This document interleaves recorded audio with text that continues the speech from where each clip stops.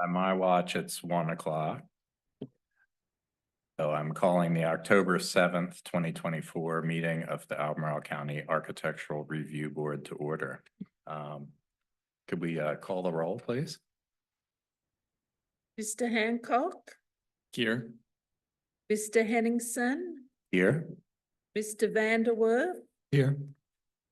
and Mr. Stoner and Mr. Matsuna are absent today. Yeah. All right, well, thank you. Today's meeting is a hybrid meeting. The public may access and participate in the meeting electronically. Instructions for doing so are posted on the Albemarle County website at the Albemarle County calendar. The public has real-time audiovisual access to this meeting over Zoom and real-time audio access over telephone. Both is provided in the lawfully posted meeting notice. This meeting is being recorded and will be made available on the county's website. This meeting is a public record and subject to disclosure under the Freedom of Information Act. All speakers, when it is your turn to speak, please first state your name for the record. Applicants who are making presentations, note that your presentation is limited to a total of 15 minutes, which you can divide among your team members. Staff will let us know when the 15 minutes are up. If applicants in the meeting room have team members attending virtually who will need to present, please make that known when you come to the podium. Everyone who is participating virtually, please mute your microphone until it is your turn to speak. Do any ARB members have anything to disclose? No. Me neither. Are there any members of the public that want to make a comment about a project that is not on the agenda for review? Not at this time. All right, great. We don't have any consent agenda items today, and we do not have any work sessions. We have one regular review item, which is ARB 2024-55, Cornerstone Community Church Initial Plan. Chris, do you have a presentation ready? Yes. Switch the.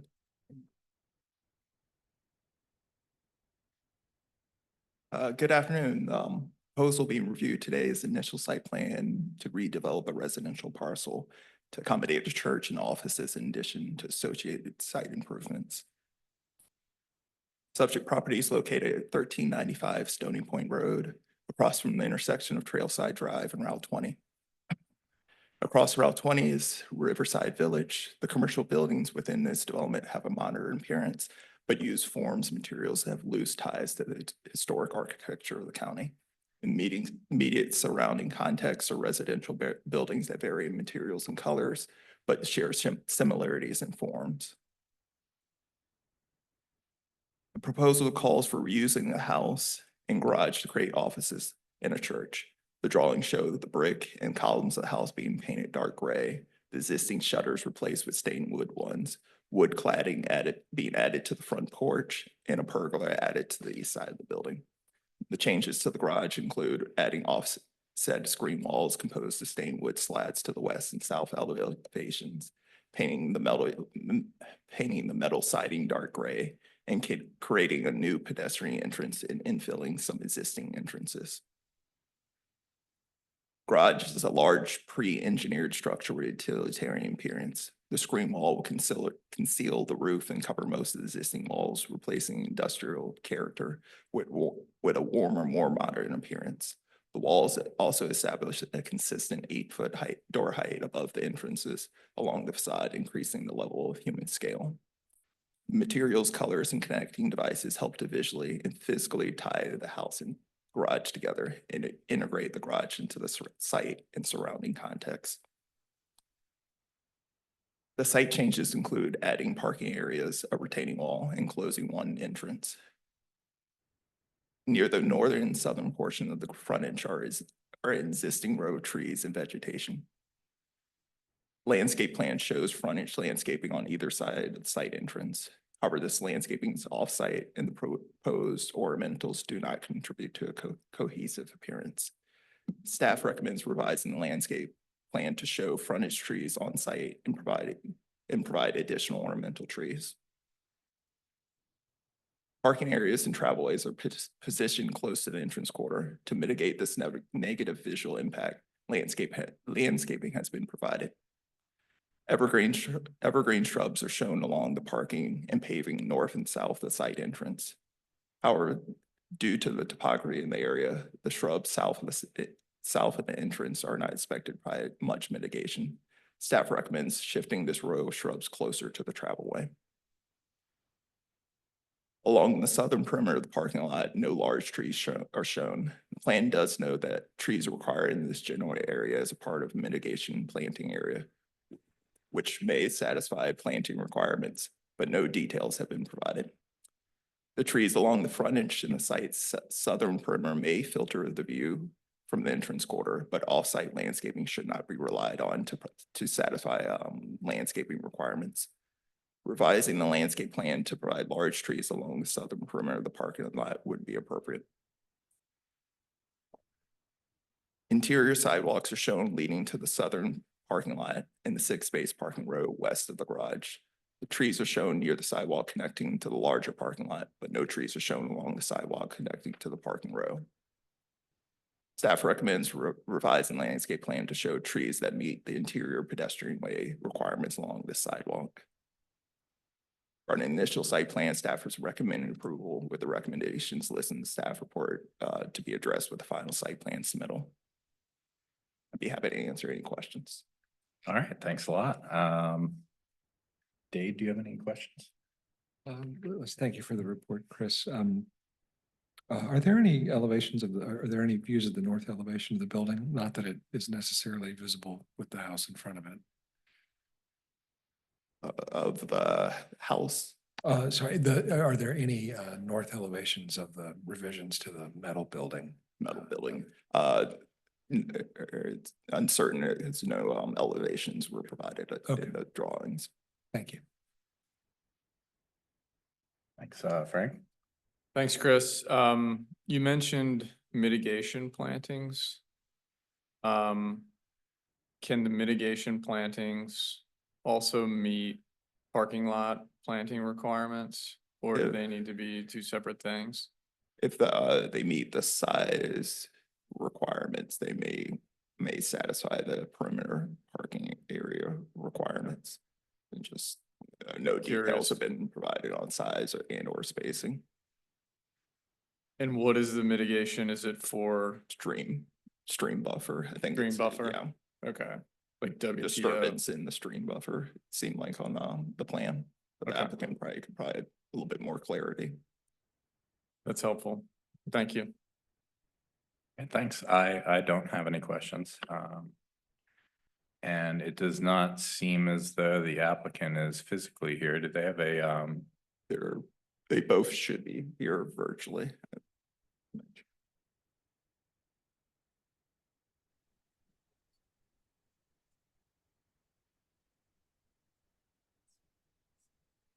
Yes.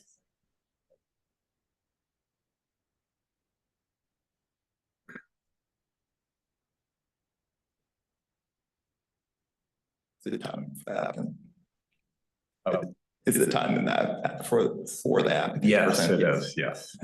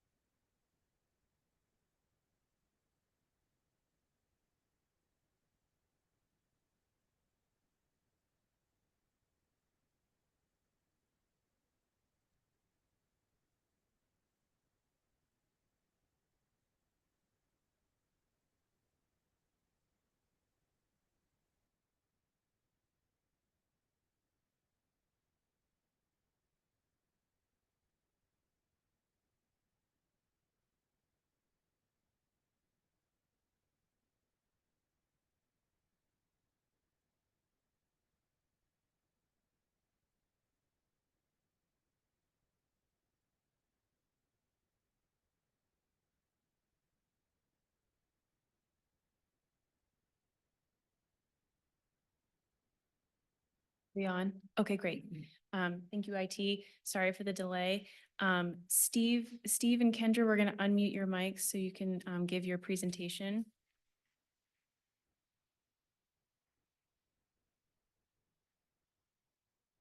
You can begin when you're ready.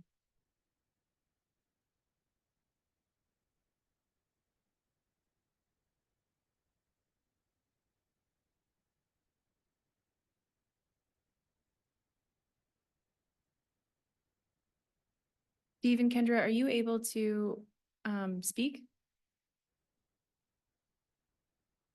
I have Cornerstone unmuted. Okay. So Well, who is presenting? I'm trying to unmute.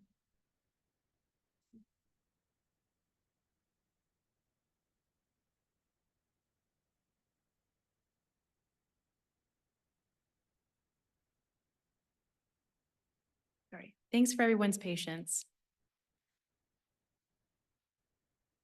Can you hear me now? Yes. Yeah. All right. Good afternoon, everybody. I'm happy to share a couple of slides and a PDF that we pulled together. It doesn't look like I'm able to share that right now.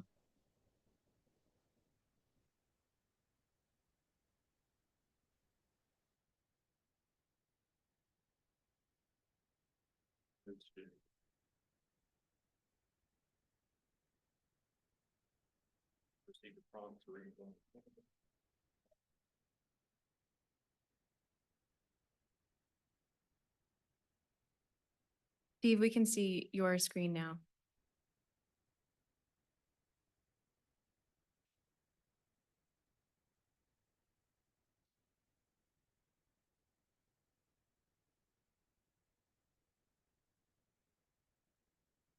Can you Oh, hear me now? yes, we Yeah. can. All right, you got my screen and you got my voice, finally. Thank you. I have a few things that I'm happy to share, and I can speak to a couple of Chris's comments. Dave, you'd ask about that more northerly elevation, which I agree you can't really see from the entrance corridor, but this is what it looks like.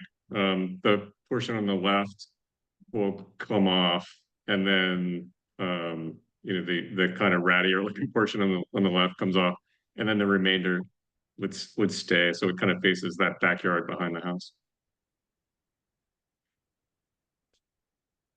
So a couple of things I just wanted to share, and I apologize, I couldn't get in at the beginning, so I didn't hear the very beginning of Chris's presentation. I think he did talk about the stream buffer down below and how we're mitigating that with some plantings. I didn't too much in his report see an indication about the future build out. So this dashed line that's represented as 6, if you can read the numbers here, represents what we think the future building addition is. We're not submitting for that in the site plan submission. So I think the church is committed to that long term, or we'll wrestle with that down the road. So I just offer that because as we start talking about trees on the along the sidewalk here, you can see we suggested some of these a little bit farther to the southeast. In this zone, if you can see my cursor, we didn't put them there because we know that they'll be in the way of future construction when we go to put foundations for that in. Here, of course, is the retaining wall, the thinner gray toned area that Chris mentions in his report that kind of helps us navigate the grade between the building pad and the parking lots, which are stepping down the hill. I did want to just point out in one location a few of the incidental things that Chris mentioned in his report that this drawing's a little bit and one iteration behind, maybe Kendra's on the civil side, but here's where that dumpster pad is. I would say on that front, it's may or may not be constructed in phase 1, remains to be seen, but we did submit for that, and so that's where that is. I think on civil, we don't see the condensers yet, but they are on architectural, and that's here behind the building. It's just a number of split systems, so that's the outdoor unit for each of those. Likewise, behind the house, we have some outdoor units there. And then I don't think this, it was on the architecturals. I'm not sure it was on the civil plan. And Chris, I didn't see it in your report, but in the near term, the church believes that they'll operate with um, just with roll-off containers, sorry, not like tip cans. So we have 3 of those shown right here, and the architectural does show an enclosure around that. So in the near term, we think that's enough to manage their waste on site. Chris talked about these trees along the front. So on our site plan, you can see the shadows of those Bradford pears. Those are basically planted right on the property line. As we come further south, Kendra and her team are recommending that we be in the right of way there. And that's, if I understand correctly, that's what the county zoning ordinance does require. So there's a little bit of, and Chris might be able to clarify, or somebody else there, a little bit of a difference between what ARB guidelines say and what the ordinance says. But those are more or less kind of mirroring what happens on the Riverside Village side in terms of how the trees relate to the roadway there. I did include a couple of more pictures than maybe what were in your packet. So of course there's what Riverside Village looks like with the gable roof kind of more on the residential side of that development, and then the flat roof more on the street side. So it kind of mirrors what we're doing with a strong horizontal line there. They're using wood tones. We thought it made sense to kind of replicate that in terms of materiality and tonality. Here's what we're saying about the street trees. Riverside Village did a good job with theirs. These are the Bradford pears on the northerly part of our site. That kind of breaks down as you get farther down along that entrance. You can see they're obviously not there. I think Chris probably spoke to this. I missed the very beginning of his presentation. The carport here does get removed. This tree closest to the house on the south side does stay, at least in the near term, until the church does the addition. These bigger trees here do get removed. They're to get some of our infrastructure in, so the building maybe is a little bit more visible along the corridor than it would otherwise be. And there's kind of what it looks like. So you get a little bit of context for why we think it's so important to develop a simple screen to kind of make this materiality and building form a little bit secondary to what we're doing. I have the building plans in here if anybody has any questions. I think the main things here are the screen location here across the front, the condensers in the back. The entrance corridor, of course, in this case is to the bottom of the page. You can start to see the pergola that connects to the house. And there's a little bit of wayfinding signage here on the plans. Likewise here's that container screen that I mentioned for the waste. You can see the condensers are behind the what is currently the house there. Happy to speak to these if we need to. I think Chris did a really good job kind of touching on in his report and what we were trying to do, which is screen this metal building in very simple kind of strategies, create some materiality and some depth, and give it a little bit more human scale by bringing this down and trying to find that 8-foot line across there, introducing a little bit more transparency in terms of the entrance doors, but also the glazed overhead rolling doors there, and trying to replicate that materiality in small ways in the house. So bringing that color palette into line with the color applied to the metal building, and introducing a little bit of this natural wood tones where we can on that existing building. So that's, you've seen the packet. That's kind of what we're thinking this looks like. Doesn't look, hopefully it doesn't look much like a metal building anymore. And then when we pull back and see both the buildings together, I think you can see how we're trying to tie that materiality together there. Chris did mention the signs. I'm not sure we've captured all the signs yet that we may need. There's probably a monument out by the road, but certainly we understand we'll go through that signage review process and provide whatever we need relative to that. So Kendra is on the line also and can speak also to the kind of grading and landscape issues that are bubbling up. But I think at that point, I'll just turn it back over. We're happy to answer any questions if you have anything for us. All right, well, thanks a lot for that presentation. And so we'll see if there's any questions. Dave, do you have any questions? Thank you for the presentation, Steve. Steve, can you remind us all what is proposed for the wood type and finish for the screen? Yeah, we haven't gotten quite down to the, wood species. I mean, it's probably appropriate that it's, yeah, it could be a thermally modified kind of wood if you know what that is, gives it a little bit more durability. If it was that kind of direction, it would probably just be a clear sealer. If we went with something like a pine, which doesn't um, uh, always weather quite as well, would probably have some more opaque stain in it to give it some durability. But I think that this tonality is probably not far off. So kind of warm wood character. Thank you. No other questions. All right, thanks, Frank. I don't have any questions. Thanks for the presentation. All right, yeah, and I don't have any questions for the applicant either. Thanks for the presentation. So are there any members of the public who want to make a comment? I think one of the applicants is also wanting to add on to that. Let me just get IT for a minute.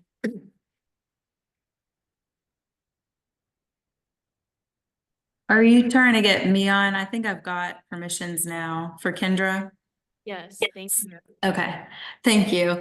I have a question actually to clarify one of the comments, but we don't, if it's better that I follow up in an email or something, we could do that. But it was the comment about the street trees being on site.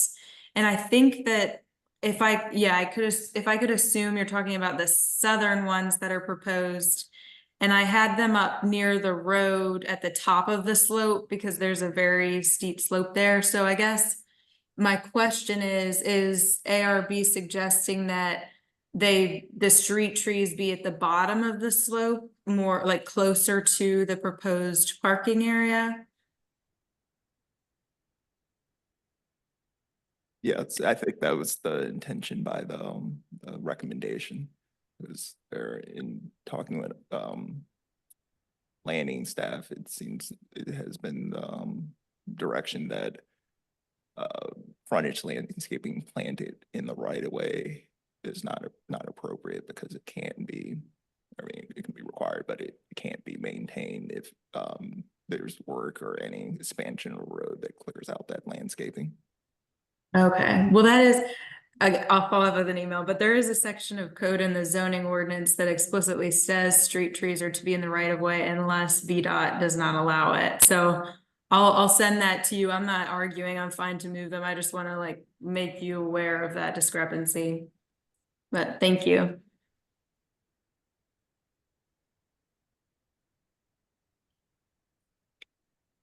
All right, thank you. There any other members of the public or anyone? Not at this time. All right. So in that case, the ARB will now go into discussion. I guess we'll start with Frank, if you have any comments. Sure. I think this is a great application. I feel like it goes above and beyond as far as adaptive reuse of existing buildings. I think it's super thoughtful in its use of materials to connect the two pretty disparate buildings. I think it's very thoughtful in its recognition of context and relationship with the Riverside project. I think it's a nice site plan. I appreciate the expansion, kind of the planning for future expansion. All in all, I think it's a great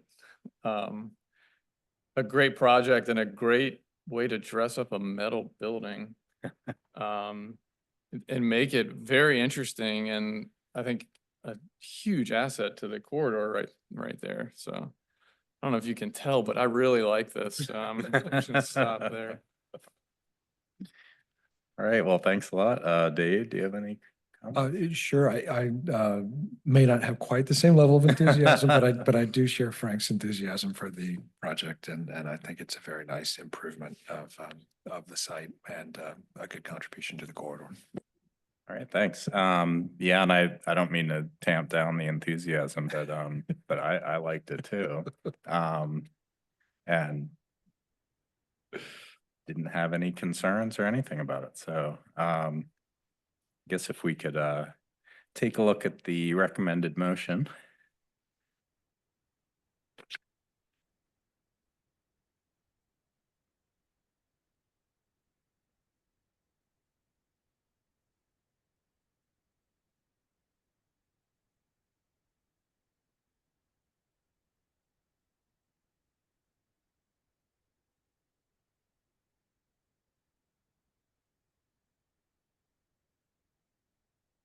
Do you want me to scroll down to look at you had any issues with any of the recommendations for the final?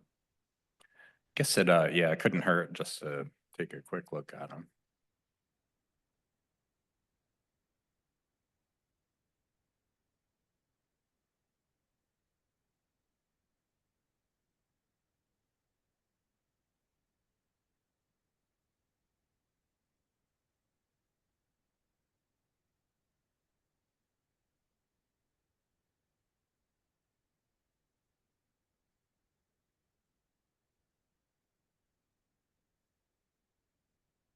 These all seem fun.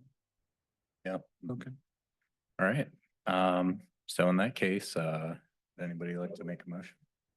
Sure, I'll move to approve ARB 2024-55 Cornerstone Community Church initial site plan and forward the recommendations outlined in the staff report for the initial site plan to the agent for the site review committee as follows. No amendments. Second that. All right, great. We could put that to a vote. Who seconded the motion? Oh, Dave. You did.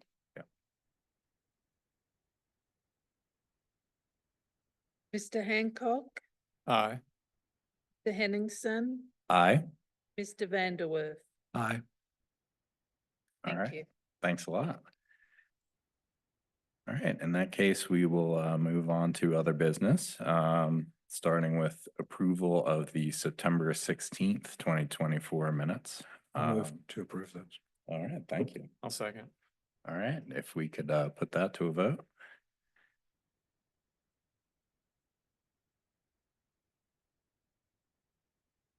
Mr. Hancock, Aye. Mr. Henningsen, Aye. Mr. Vanderwerf. Aye. All right, thank you. Do any members of the board or staff have any other items they would like to discuss? Actually, staff does. If you recall, there was the Kappa Sigma site plan amendment was reviewed at the August 19th ARB meeting. It was moved to the consent agenda and approved with the consent agenda. The action letter, it seemed like the ARB's guidance was that that there is staff level review with the resubmittal, but the action letter, because it was moved to consent agenda, didn't clearly state that.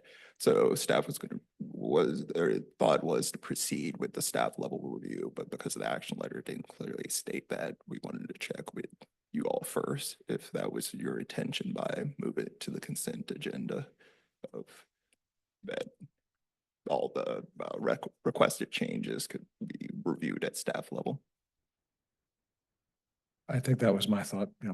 Yeah, that was my understanding. too. Okay, yeah, and it just wasn't kind of clarified in that movement to the consent agenda. Okay, thank you. Yeah. Thanks for Great. asking. Thanks. All right, so if there are no other items, The next ARB meeting is scheduled for October 21st, 2024. Are there any members who do not think they'll be able to attend? I expect to currently. Yep, I plan to attend. Yeah, me too. So I'm sure we'll do another email quorum check at some point, but sounds like you should have a quorum. So this meeting is adjourned until our next meeting on Monday, October 21st, 2024. It's 1:31 by my watch. Thanks a lot, everybody. Thank you. Thank you for staying with us during the technical difficulties. We Oh. appreciate